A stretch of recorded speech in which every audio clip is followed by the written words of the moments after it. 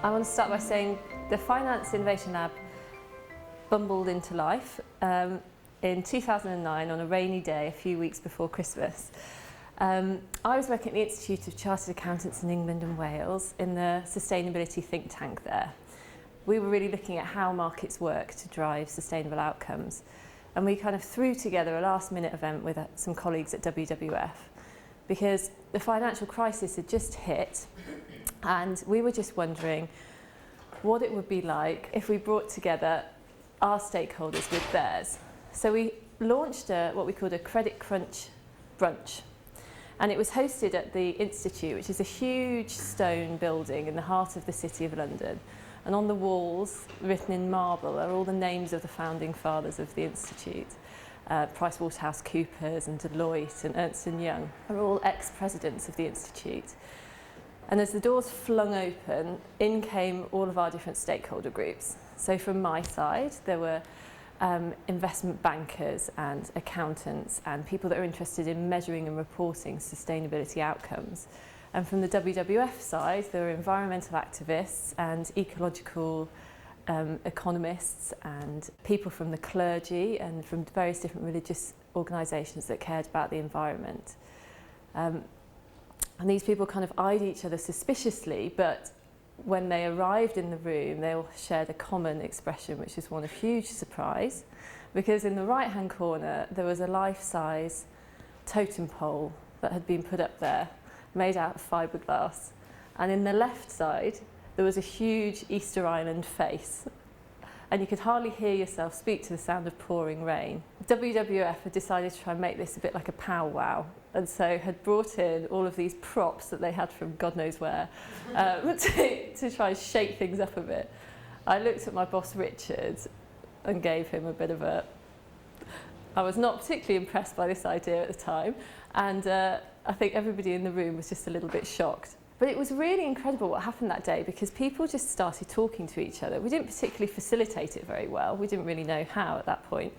But, you know, it was just a moment in history. The crisis had just happened and there was a huge upheaval of energy and conversation about the future of the financial system. And so all of these people were finally getting a chance to talk to people they'd never spoken to before in a place where they probably had never been. It was at the end of that day that we all sat down as a team, WWF and the Institute, and we said, you know, maybe this is a conversation that needs to continue, however cringy or weird it was to us at the time, which it was a little bit. One thing that we did agree on, though, the four of us, was that we needed to have a systemic approach to the financial crisis. And I just want to take a few minutes to talk about what I mean by that and why that was so important in this case. When the financial crisis hit, we saw that every event you ever went to, somebody was blaming somebody else. It was the fat cat bankers, it was the auditors who hadn't checked what was going wrong, it was the government who hadn't created reform, who hadn't created regulation to make sure that bankers didn't get out of control, or it was us for our love of celebrity lifestyle and credit cards. So depending which side of the system you sat on, you blamed somebody else. What was clear to us that if you just looked at one of those issues in isolation, you were never really going to change anything because all the rest of them would still exist. And so we needed to take a systemic approach to this issue. I just want to talk briefly as well about what I mean when I say system. We were working in a specific type of system, a market system, a financial one, and it's quite a complex idea, but for me this is what's helped me understand what we were trying to do. So human systems are formed when a group of people come together to try and solve a common problem. Over time, particularly market systems, power consolidates at the top of that system and people build up the institutions, the infrastructure, the organisations, the new companies that create that system and the culture that holds that system in place. Clearly the people who built it, if the system succeeds, become very powerful, very influential and hold a lot of control over what happens in that system. They tend to hire people that are like them. And so this system becomes very powerful and it seems like it's difficult to move. However, the conditions in which that system operates can change. The environmental context where it operates can change quite dramatically. What happened in finance, of course, was that the main driver for that came from within. So the fact that the system was causing so much inequality and was also driving unsustainable outcomes in the market meant that there was a huge outpouring of grief and frustration at the system post-crisis. And people started to call for change, people who are often outside of that system, although some people who are in it as well. The problem with this is that our response to that as a social change movement was often to create these events where you would turn up, shuffle around the edge with a cup of coffee, not really speak to anybody, talk about whose fault it was, and then go home. And really you missed the opportunity. You saw at the start all these amazing people that were there in the room to have a conversation with, but you didn't get to speak to them. And the other problem was, quite frankly, they were a bit boring. So after the crisis, everywhere you looked, there were panel sessions being hosted on the problems with the financial system. And, we would rock up to them and you'd just sit there and be like, oh my God. It just didn't really change anything. Talking about the issue, analysing the issue over and over and over again from different perspectives was not changing things. And so our view was that the role of a system change project in this context was really to create pockets of innovation all over the system to try and change things. And really what we were doing was to bring together the activists, the people who are frustrated by the system, and join them together, create a sense of community around them. To bring together people from the inside of the system and people from the outside and give them a chance to make friends and have a proper conversation about the issues that they care deeply about. To support those people who could build an alternative that would make the existing one obsolete, to quote Buckminster Fuller. And of course to bring together a wide collection of stakeholders who cared about this issue. But also to give a chance for reflection and to really take a step back and look at what are the system that we want to be passing on as legacy to the next generation. And so that's what we were doing in the Finance Innovation Lab. We digress back to the story. After our first event, we joined forces with RADIUS Partners, who many of you may know, Zed Hussain, who wrote the Social Lab Revolution book. He helped us devise a strategy for the first part of the lab. WWF had been looking at how to host a system change project for a while, and this was what we came up with. So what we did was we partnered with Oxford University. They had created 2 scenarios for the future of finance. One was looking at if you just fix it and carry on, and the other scenario was saying, how could we build a resilient financial system that takes into account things like the environment, etc. Stakeholders loved this, the people that we invited, because it was an interesting intellectual challenge. And also, I think they came because we had the Oxford brand and we had the WWF brand and the Institute brand. So it's really worth noting that was crucial to the success of the start of the project.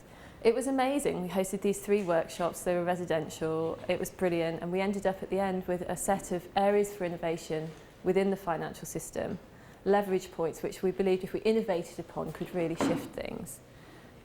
The next step was to try and find 14 people from throughout the system and take them through the U process. So take them through a deep learning journey to try and understand what their role could be in transforming that system.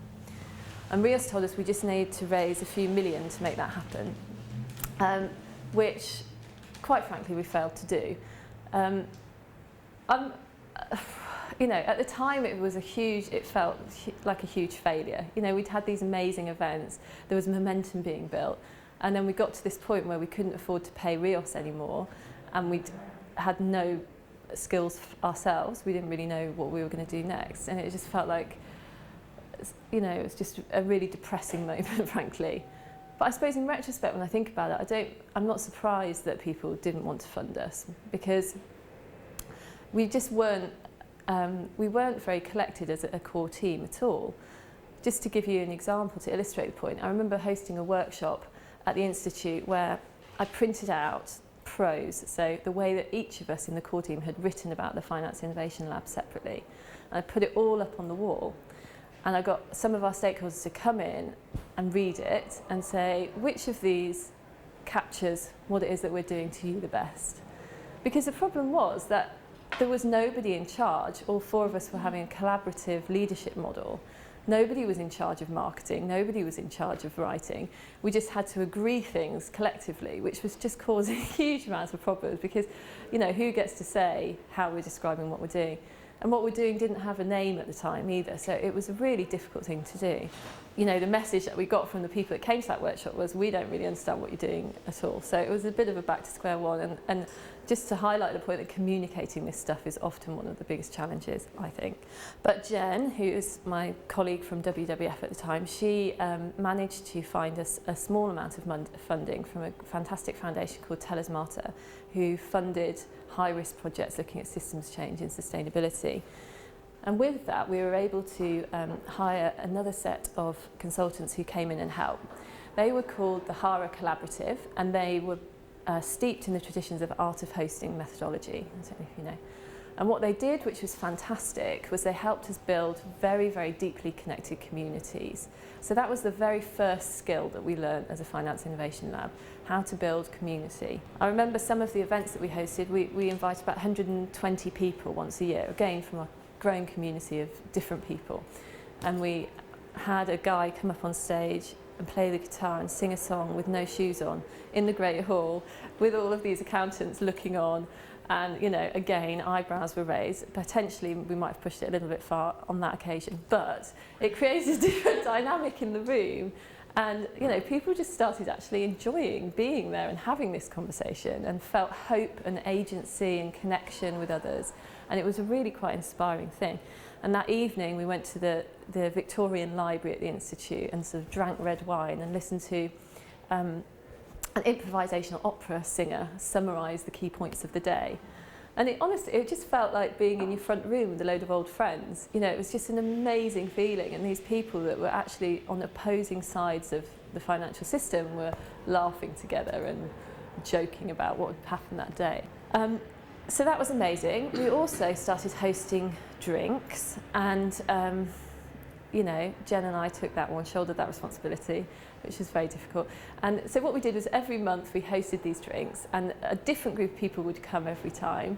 And we were really, really focused on how do we make these people understand each other and become close friends. And so, you know, someone would come in and I'd talk to them for 5 minutes and be like, you should really meet such and such, and go and introduce them, and then bring them from somewhere else to somewhere else. And so very quickly, this network of people became very, very connected. So it was a careful curation of how we were hosting these events was really key. We also went to events all over the City of London. So there were just events being hosted about the sharing economy, about socially responsible investment, about alternative currencies, about behavioural economics, about social, you know, environmental reform.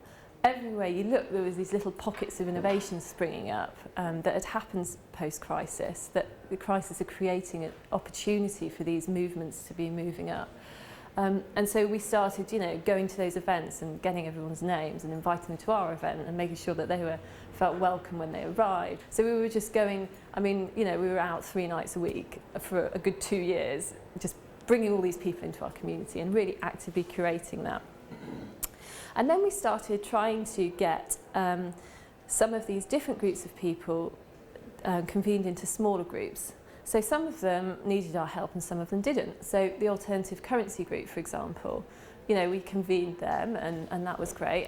But we just found that they didn't really need us anymore. They were already quite organised. They were going great guns, and, you know, the work that they were doing has launched things like Brixton Pound and various transition town currencies that have become a big success. The impact investors were going great guns. They had their own conferences already, they all knew each other, people were writing thought leadership, that whole movement was happening with or without us. So we just thought, let's not focus there, let's focus on the areas where we're being called to help. One of those was a concept called an idea about internalising externalities, which, for those of you who don't know, is about trying to get business to pay for the negative impacts that it has on the environment. We'd been working with a guy called Pavan Sukhdev at the UN Environment Agency, and because he was a big name, we managed to get him over to come to an event in London, and because he came, everyone else came. So all the UN organisations, all the big green NGOs came, and it was a really amazing event where they just said, you know, we are not being convened. We have all been doing work on internalising externalities. It's very technical, heavy work. We've all written reports. Nobody had read each other's reports and nobody was really listening to each other. We helped to convene that community, and that project really took off and became the Natural Capital Coalition. And with it, my boss, Richard, went and led that, and it has become a huge success now. I'll mention it later. My colleagues in the Audit and Assurance faculty at the Institute of Chartered Accountants in England and Wales, they were really inspired by what we were doing and said one of the key problems with the financial crisis was that, you know, everyone said the auditors are supposed to be auditing the bank to see whether these what's happened is true and fair. And there was huge criticism of the profession. And so we took our model of how we started the Finance Lab and we applied it to audit and assurance. And that project called Audit Futures was launched and has also become a huge success as well. So these things happen and that was great. But obviously we also had lots of failure as well. We had lots of experiments that didn't work. So one was looking at our governance models.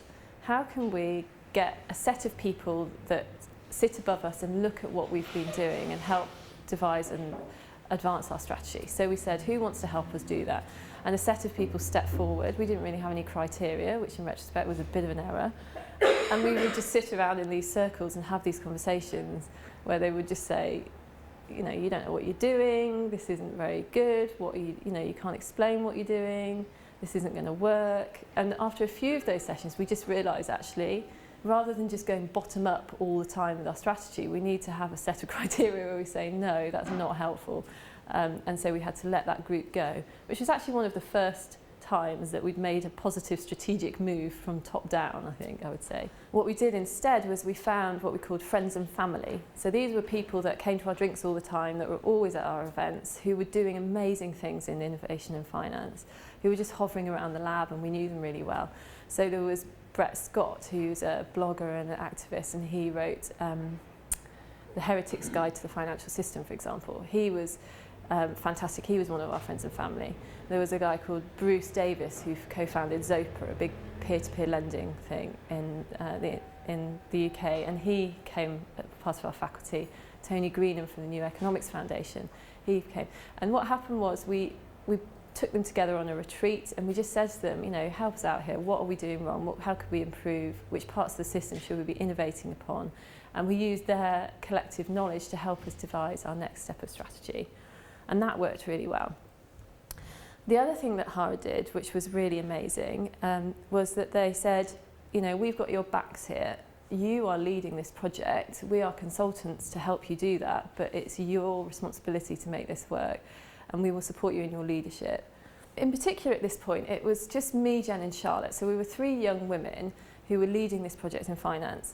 I should say that none of us had a background in finance. So we found ourselves standing in these rooms with 130 mainly men, let's be honest, who were very, very technically and very, very knowledgeable about the financial system.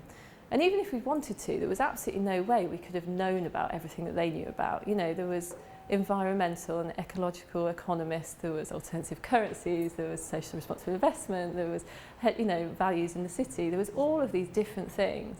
And so what we found that we're often feeling quite battered and bruised by the end of the events that we were hosting, that we've got a lot of pushback from people saying, you know, who are you to be doing this? You don't know what you're doing. So that was one of the things that kept coming up for us. And the other thing was, as Darcy sort of alluded to, this thing of collaboration. So every event we did was done in collaboration with people, and every single time we did it, we came into blows. You know, there were problems. There was arguments about who makes the decision on strategy. There were arguments about who controls the budget, about how we set up the branding. You know, we had the Institute's branding, WWF branding, the Finance Lab branding, and then whoever else came in was sort of stuck onto that, and it was just a big mess of brands and really confusing for everyone.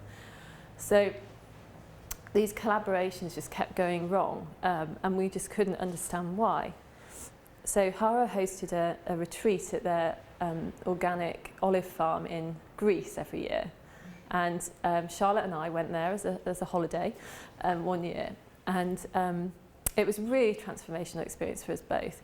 We camped together, which is a good way of forming a core team, because the inflatable mattress died on the first night, and so we slept on the cold hard floor for a good week.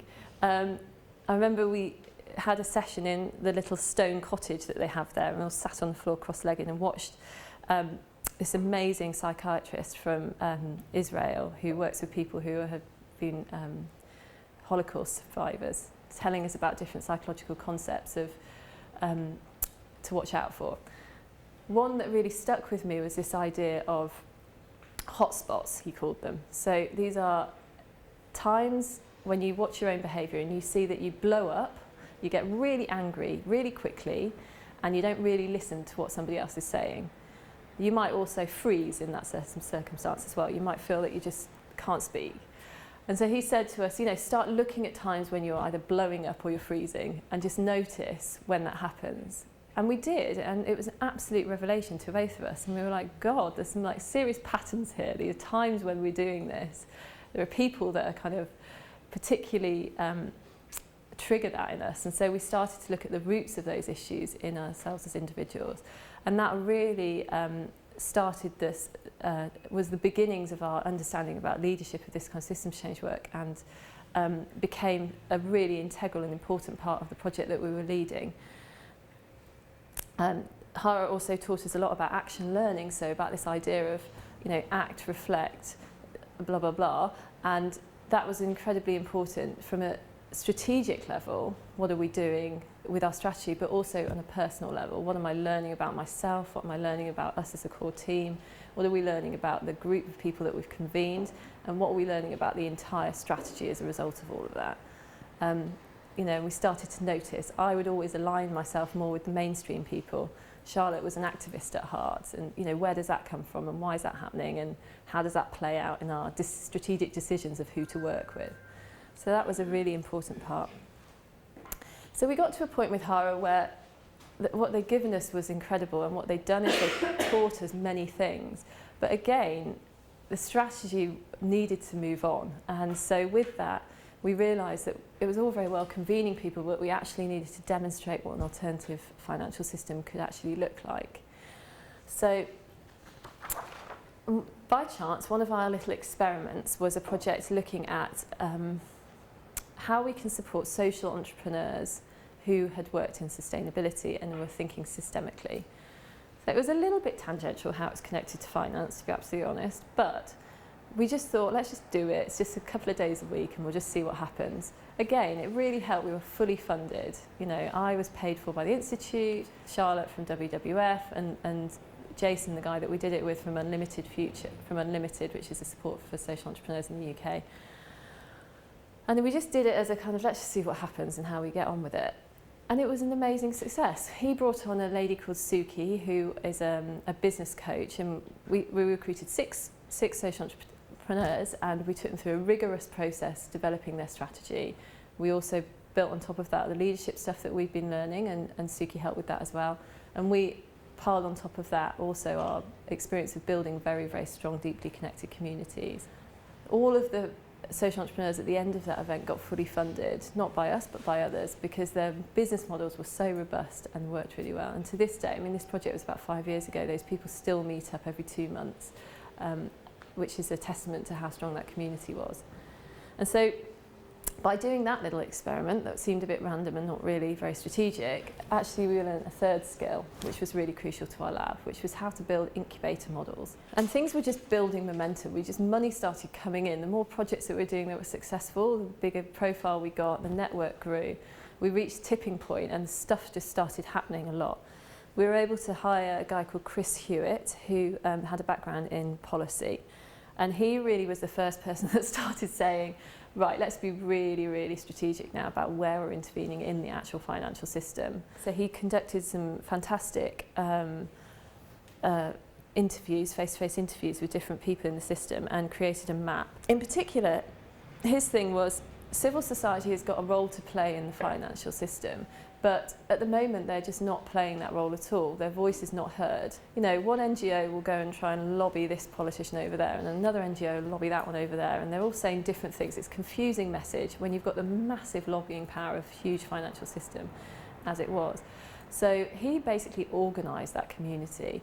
He brought them together, and in an amazing kind of servant leadership style that he has, he managed to pull them along by bringing them with him, because of course these NGOs and these organisations often compete with each other and don't actually want to work together.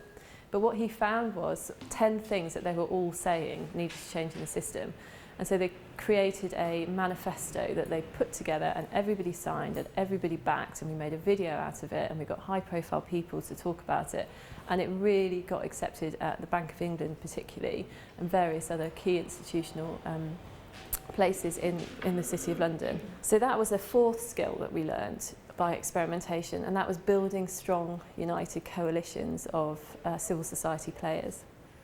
At this point, what we realised was we were starting to have the beginnings of a strategy, which was a nice feeling.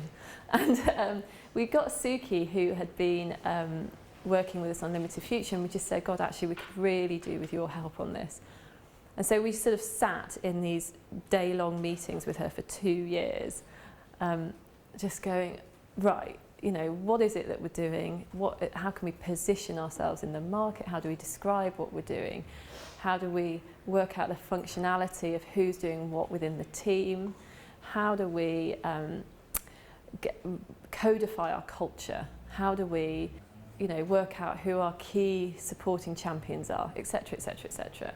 And she was just really hard-ass with us. She was just like, no, finish this. Rigor was the context word.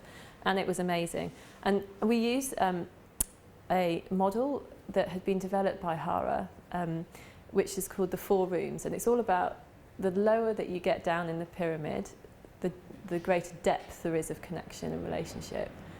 At the top is our strategy today. So this is our strategy for systems change. How do you change a system like finance? I think it can be used on other systems. I would be interested to know if anybody else finds this useful. So at the very top, it's about bringing a wide range of diverse stakeholders together. And the outcome of that and the goal of that is to amplify what it is that they're doing. So you do that by illuminating the work that they're doing and connecting people who don't normally talk to each other. At some point, you also need to demonstrate what an alternative looks like. And so here, this is where we created a series of incubator programs. One which was for campaigners, so looking at economic justice campaigners and taking them through strategic and leadership retreat. I'll show you a video of that later. We were also working at the moment on creating an incubator for alternative finance, so fintech, which is for good, and that's something that we're working on at the moment. So incubation to demonstrate an alternative. You also need to try and reform and influence the system. So this is all about creating policy change. And as I mentioned, it's a lot about coalition building, a lot about bringing together these NGOs and civil society players. And last and really not least at all is that in order to scale, you need to be building this strategy as you go along. You know, we're making it up as we go along. We didn't know what we were doing to start with. And over time, through action learning, we realised what was working, what wasn't. We let go of the things that weren't.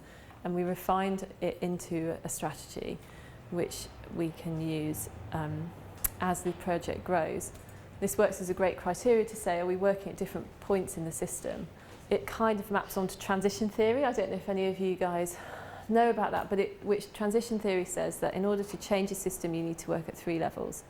The landscape level, which is the culture, the norms, the social norms, the way we do things around here.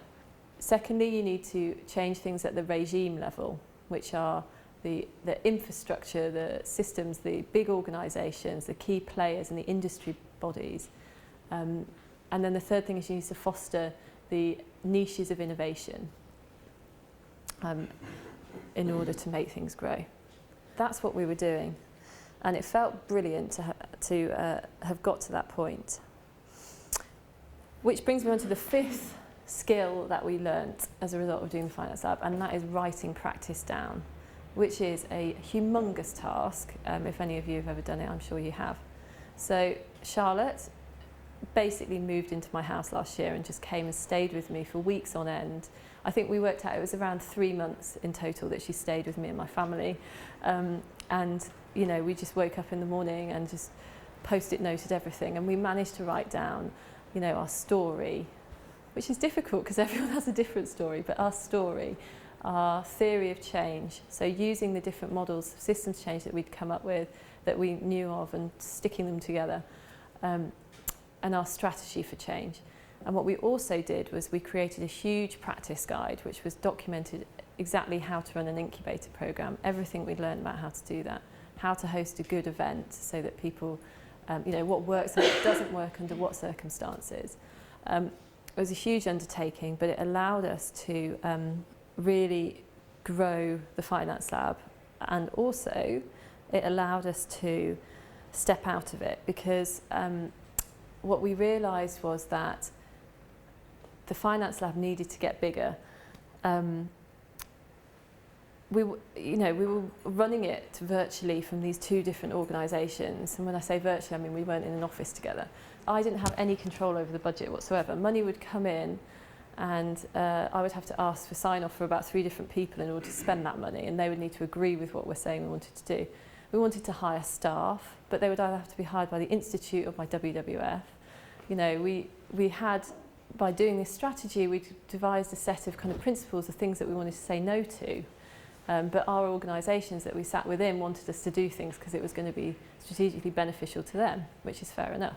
But you know, it was just getting the point where we were just hitting the buffers everywhere we looked, and it was obvious that the Finance Lab needed a bigger place to play. So we started the work through careful negotiations of becoming an independent organisation, and today it has spun out of its parent organisations and become an NGO and a charity, in fact.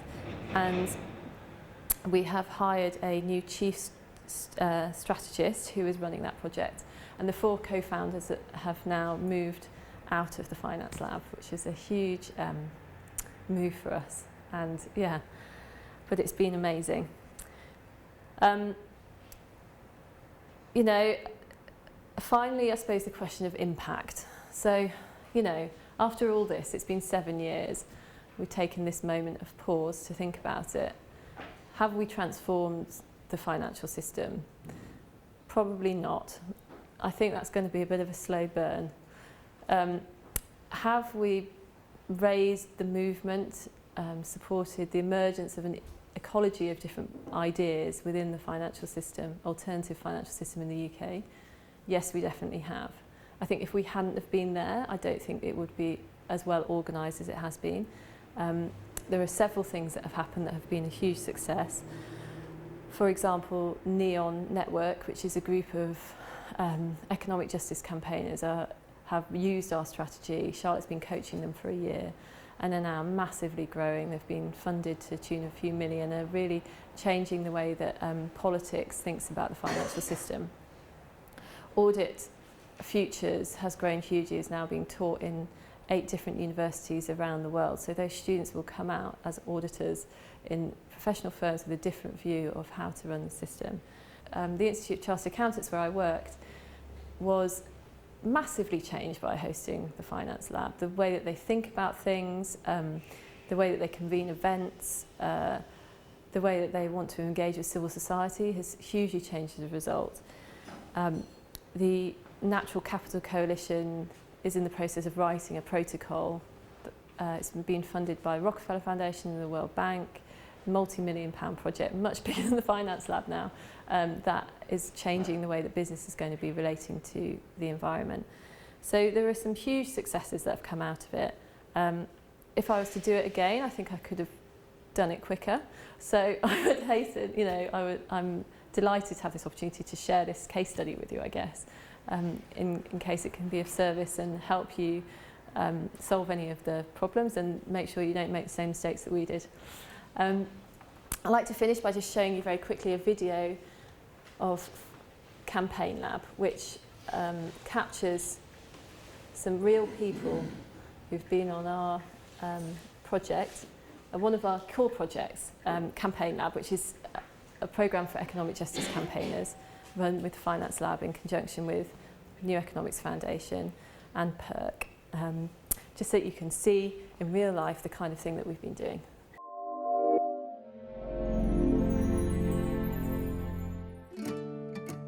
At its simplest, Campaign Lab is a 6-month training programme for campaigners from trade unions, NGOs, faith groups and grassroots movements.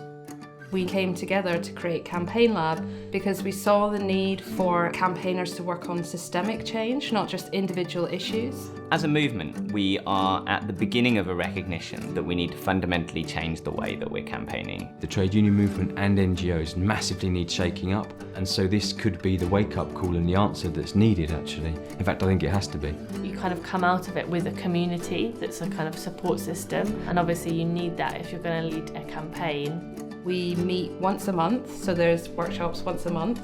We also have a leadership retreat in there as well. I think Campaign Lab is giving us the grounding in terms of the theory, the academics, all of that background that you need. The course builds on itself as it goes through, so you start out talking about what the problems that we're facing collectively as a society are, then you start to think about how we're actually responding to that, and then you start to think, well, what would help us actually better, more effectively address those problems. I've been able to build networks, I've been able to listen to some of the best speakers and make some really good friends and connections with people from different areas of campaigning work, and that's really enriched the work that I do. Campaign Lab is based on 3 core areas. The first is community. If you look at the City of London, if you look at certain education institutions, they're very good at creating networks of people who help each other out. We realise there's no progressive version of that. For me, the main reason to get involved was the community aspect. I've found that those strong relationships is essential to taking effective action together. I feel I could ring any of those people and say, we're having a campaigns crisis at Christian Aid, can you help us? We've built community in a way that we couldn't have done in a more formal setting.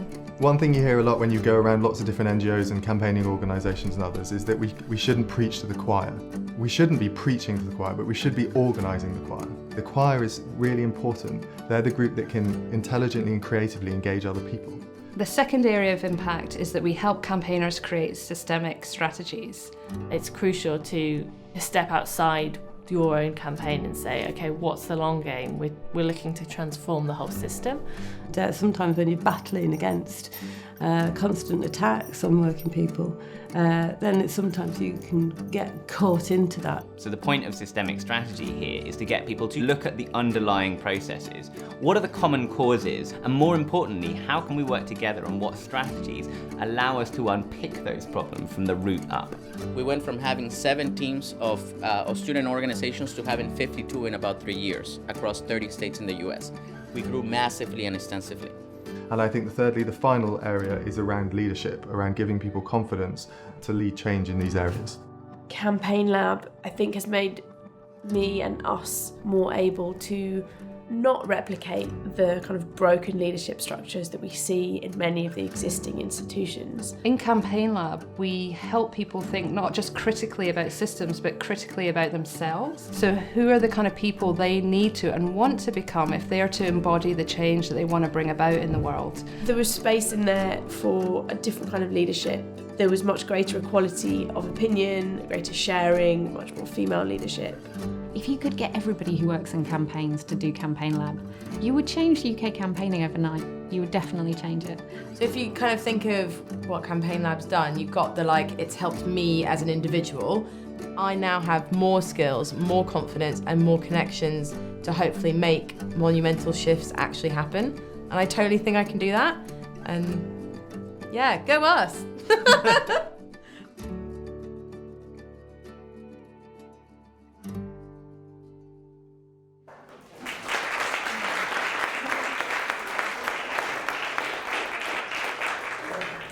Tim has been thinking a lot about both incubating social finance strategies in Canada and also SIG has been sprinkling the lab model liberally around Canada.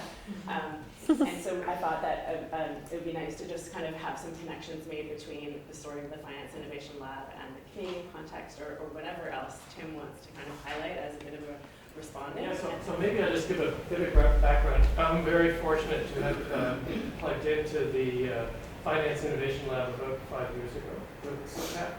Yeah. Yeah, and then Toronto. And, during the disorganised years. The emergent period. But it was really a critical time for the work I was doing.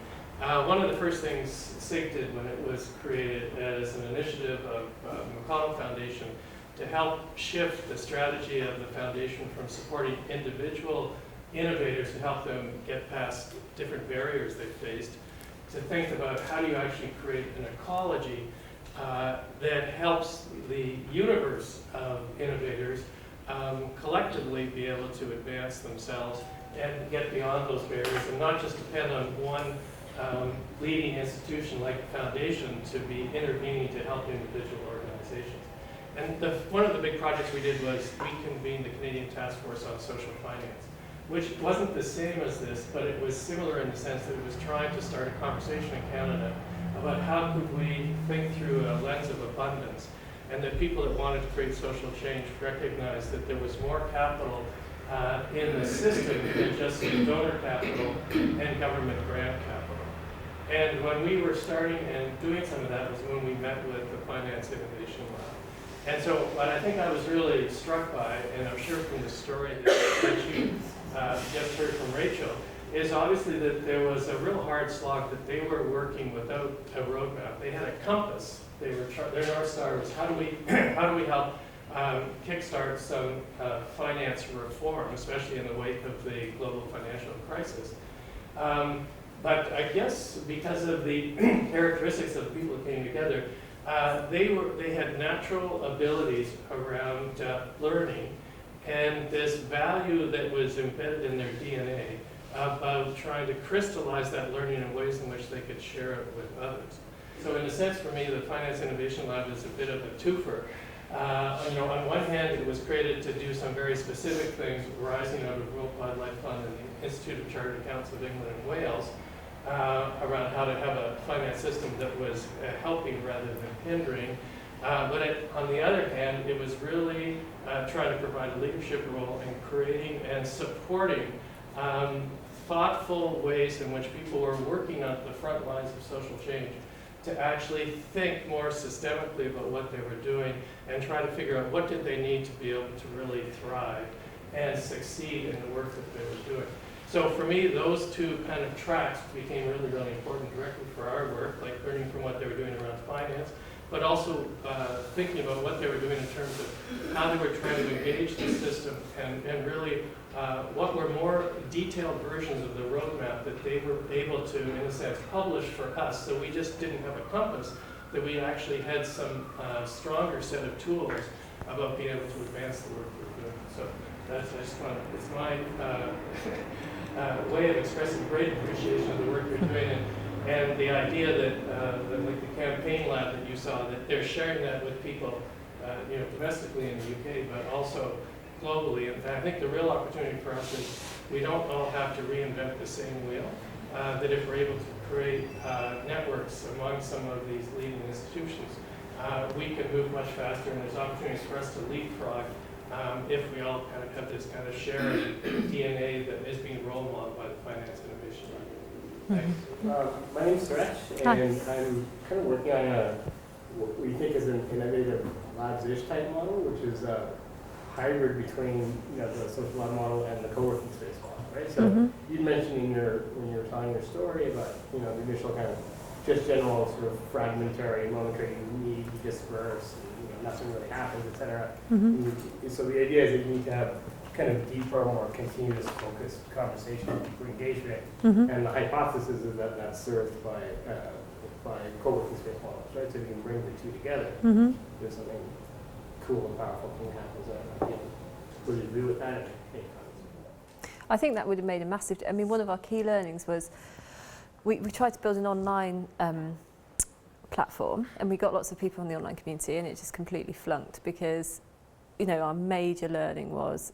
I think one of our major key jobs was to hold a space for people to meet over the long term in person, because the more people are actually able to have a conversation face to face, we just found it was just accelerated things massively. So yeah, if we'd have been in the same, I mean, if we as an organisation had been in the same place, we would have been much more efficient for a start. But yeah, if you can get the people that you're actually incubating, that would be fantastic. So it sounds like the different innovations or prototypes or interventions that came out of the Finance Innovation Lab often found themselves or landed in other networks or other organizations. Did the Finance Innovation Lab end up holding on to certain businesses or enterprises or prototypes that it owned, and how did you deal with attribution versus contribution in reporting out to your funders over the 6 years? Yeah, it was, and I'm still. It was a challenge, and I'm still not sure what the right thing to do was in that situation. So what we did is that we let everything go. So the benefit of that was that things like the Natural Capital Coalition just grew massively, because they weren't trying to get sign off for us, and we didn't have to have our brand on things, and blah blah blah, and we were so busy anyway, we wouldn't be able to. You know, the negative for the Finance Lab is that there's no mention of it on the website. There's no, you know, it's difficult for us to hold any kind of connection to that project at all. Does it matter if you're thinking about systems change? Probably not, no. You know, but at the end of the day, you are building an organisation that needs to be funded, so it helps to be able to point to things. So it's a constant challenge. In the end, what we've done now is we've drawn up a partnership framework which helps us to work out the complexities of collaboration. So who's making decisions about strategy, who is in charge of the budget, what happens with the brand, and that helps us. We've got kind of two columns. It helps us to work out whether this is a Finance Lab-led project or a partner-led project, and there are ways that we act, you know, depending on which of those the project falls into. So, is that a template that you would share? I would be happy to share it. Yeah. Credit you when we use it? Yes. Now, I was really curious about the turning point, or the point you made of switching from bottom up. Yeah. Top down, and just if you could say more about the criteria.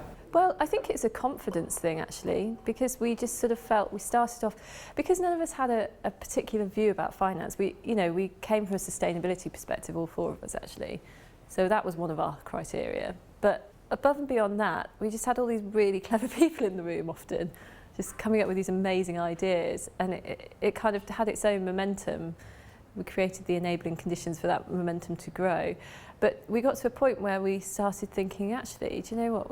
We've heard somebody saying something completely different to whatever this group is suggesting, and maybe we should do a little bit of research about that and work out which is the best way to intervene. And that's when we brought, in particular, Chris in to help do the thinking about the financial system in technical detail. And now, I wouldn't say we're not totally top down, but we're a lot more top down than we used to be. In fact, we're predominantly top down. But we're holding these structures in place which allow bottom up stuff to flourish, is the idea, in a structured and organised way. I'm not sure if it's grassroots and top down actually. You know, when I'm looking at emergent strategy, often it's like creating containers or contexts within which grassroots or other initiatives can flourish, and there comes a moment where you and Charlotte probably had a better sense of the containers that would be functional than other people might have. In the lab that I've been working on around consumption and production, at one point in time, people just kept saying, you see it, what do you see, what do you see? And it's less that they were handing power over, it's more that they had a sense that we had a sense of patterns that they couldn't see. And but then the way that we went about putting those forward was not in a typical top-down way, but it was more as offers to the community. So we said, we think this is a framework that can function, let's try this out. And it was a little softer than a kind of real dictatorial kind of mode. So I'm not sure if I don't know, I think the framing might be a bit off, because I think it's actually not what you're doing. I think it's more framework setting as opposed to top-down control. The question I had is around the parent organization, because you were mentioning that there was a moment where you wanted to become independent, but prior to that, earlier you were mentioning the value of having full-time jobs within that parent organization, assets like the brand, but also the space of the Chartered Accountants building. Have you written about the value of parent organizations and the types of characteristics of that parent organizations that allowed the lab to flourish? So I know of certain labs that started in parent organizations that actually ended up killing the lab, and so I just wondered if you've written about parent organizations. No, I haven't. It's a good idea there, might do. Yeah, again, there's a tipping point there. There's a point where their brands were more powerful than ours, and then ours became, amongst our community, the people that we wanted to work with, the finance lab became better known for, you know, stuff than having them. So actually they were holding us back. So it was a funny, yeah, there's a little moment where it switched. The power dynamic switched. And that's the moment where this colleague of mine's parent organization killed the lab because it was threatening. So it's interesting, like those moments I think are pretty critical. I just, when I was listening to you talk about, you know, the different levels or scales and talking about the transition theory model with niche, regime, and landscape level, etc. And when you talk about shifting, you know, sort of a focus, you felt you maybe were more on the ground, and then now it's more about bottom up at some point, and then suddenly it feels much more top down. But I was wondering if you could speak to or make a comment on with lots of the actors that we call system entrepreneurs, people that are working entrepreneurial within systems, that they're actually they're moving across all those and trying to connect all of them. And that's actually a very key function that they play is not only building relationship, but that they're kind of these I think of them as kind of weavers, you know, they're communicating back and forth about opportunity, about alternatives that are gaining some traction around spaces that are opening up, places that are shutting down, and they're kind of they're very much moving back and forth between all those kind of from the bottom to the top. Do you feel that has been your experience? Because it sounds to me like you've been operating in that kind of way. Yeah, no, absolutely. And that's actually what I'm really interested in now is, now that I've left the finance lab, is looking at how can we support those people that are social system entrepreneurs. Because I think it is definitely a different type of leadership compared to being running a social enterprise or running a campaign, or because you're travelling in contexts where you're judged very differently. It's hard to explain. You know, there are multiple challenges. Who are your peers? Who else is doing similar stuff to you? It's difficult to find those people. You know, we ended up knowing loads and loads of people in finance, but nobody else that was doing a project like ours, and that would have been a really valuable thing at the time. You know, they are really, really interesting individuals or sometimes connected individuals, but they often are pretty solitary. So, I'm not surprised to say you're interested in. And also sometimes, and I bet you found this sometimes, is that system entrepreneurs can sometimes be most effective when they stay quite quiet. Not a lot of people know about who they are. They're operating under the radar often because they're more effective in that way. And they clearly understand that that's effective. So they're not necessarily always the ones out in front. Yeah. I'm really interested to learn how does your lab measure the sort of, I guess, the impact that you actually has in concretely in terms of changing the system? Do you evaluate on a periodic basis? What types of measures? So I would say this is something that we found really difficult for a start. So we measure our impact based on three things, which is, you know, the ability to build alternatives that we can point to and show are working, ability to build capacity in the people in our community, and the ability to build deeply connected communities. And so we measure things based on those three metrics, and it's not perfect at all, so I wouldn't take us as best practice on that. But you know, we do stuff like do very in-depth questionnaires at our, so for example, at Campaign Lab is probably the best measured one, where, you know, we take measurements at the start of the project and at the end on, you know, how well networked they feel, on what kind of connections they need to work, they need to do better, and then at the end measure the difference between the start and the finish. We of course measure how many projects or campaigns or organisations attribute us in their development. So if somebody started a whole new campaign or a new organisation based on our strategy and our support, then we count that, etc., etc. But yeah, it's really difficult, and it's difficult because it's an amorphous blob of lots of different things going on at the same time, and we've got really limited resources. So we kind of rely on getting funding, not by measuring reporting, but by getting people to come along to the actual events and understand what it is that we're trying to do. I'm curious if you could talk a little bit more about how you moved from your initial governance experiment that you tried to what your governance and the new nonprofit looks like and how those were connected. Yeah. So now we've become a separate organisation. We do have a proper board, which has somebody from the Institute, somebody from WWF, but then 3 people from our friends and family. So actually someone from Shared Action, somebody from who's created Zopa, who's the chair of it, and somebody from Triodos, which is a big ethical bank in the UK. So that, you know, we had to have 2 people from the organisations, and that's good. And also we've kind of stacked it with people that we know really understand what we've been doing, who've been following us for years, are very close friends, and it's proving to work, you know, but it is a solid, rigid structure now. But, you know, I should say that in a way we've kind of moved from being a startup to a proper organisation now. So Anna, who's running it, is very different to the 3 of us in terms of her focus on organisational development and et cetera, and so she's all over that kind of stuff in a way that we were a bit more experimental with it at the time. Would you say the lack of governance at the beginning was an advantage? Yeah, it was really important, I think. Because we just, you know, we were experimenting totally, and to try and have to explain to people what we're doing at the same time is just added work when you don't need added work. So, and measuring and reporting at the start as well would have been a massive killer. It doesn't work until you actually know what you're kind of running towards, I think. And when it comes to funding, do you find that you're actually ending up sometimes even in competition with some of the startups that have come through the Finance Lab? Like how is that college? No, that's interesting. We've done some really cool stuff with that. We put together a proposal where we brought together about 5 or 6 of our key organisations like Shared Action, Positive Money, blah, blah, other civil society organisations, and we put together a big proposal where we all benefited, and we won some money through that. So generally we're not competing.